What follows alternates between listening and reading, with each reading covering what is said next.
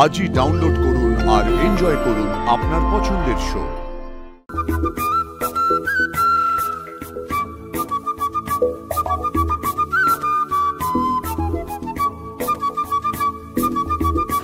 আমার মনে হয় পুজোটা শুরু করতে দেরি না করাটাই মঙ্গল। কাকিমুনি, এত বড় একটা পুজোয় আমি মাকে ছাড়া বসবো কি করে বলো তো? হ্যাঁ, একটা কাজ করি ভাইদা, আমি মাকে কল করে দেখছি কতক্ষণ লাগবে দেখি। না না না না না, মাকে ফোন করতে দিচ্ছ না কেন? আরে দিদিরা রাস্তায় আছে, এই সময় তাড়া দিলে কোনো একটা বিপদ আপদ হতে পারে। মন্দিরে দাঁড়িয়ে তুমি এসব কি বলছো? দেখ আয়ুষ, সাবধানের মার নেই। আর তাছাড়া আমার মনে হয় যে দিদির জন্য অপেক্ষা না করে পুজোটা শুরু করলে দিদিই খুশি হবে। কারণ দেখ, দিদি তো চায় যে পুজোটা ভালো ভালো মিটে যাক, যাতে তোর কুষ্টি থেকে সব দোষগুলো কেটে যায়। আমি কিন্তু ওনার সঙ্গে একমত, আর আমার মনে হয় আর বিলম্ব করা উচিত নয়। আপনি পুজোয় বসুন। দেখেছিস ঠাকুর মশাই একই কথা বলছেন। প্লিজ চল, আর দেরি করিস না, প্লিজ আয় আয়।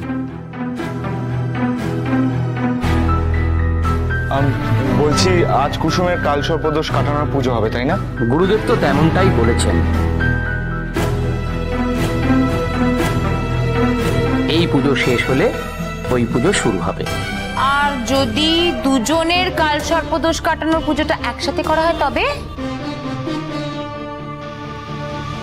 এ হয় না ছোট ম্যাডাম, ছোট সাহেবের কুষ্টি দোষের চোখে আমি ওনার পাশে বসবো।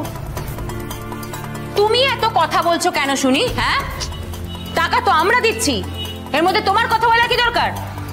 আমি বলি কি, একসাথে পুজোয় না বসে তার চেয়ে বরং না। জাদুকর, মা বলে ঠাকুরের সামনে সবাই সমান।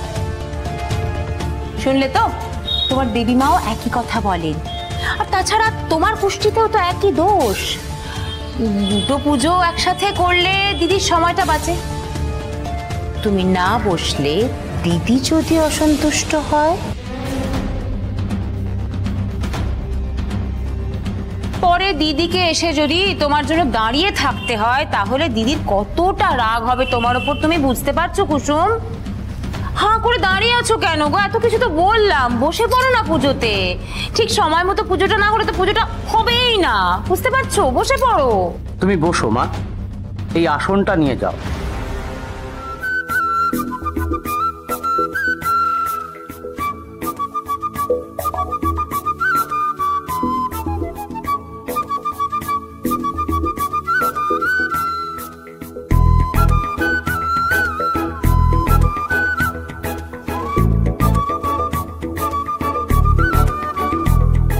এবার হাত জোর করে বলো,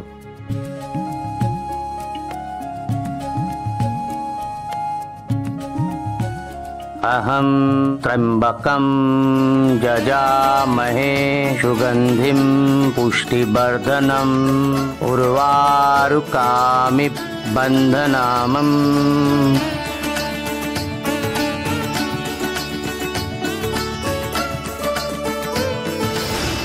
দেবলীলাকে সবটা জানাতে হবে এক্ষুনি।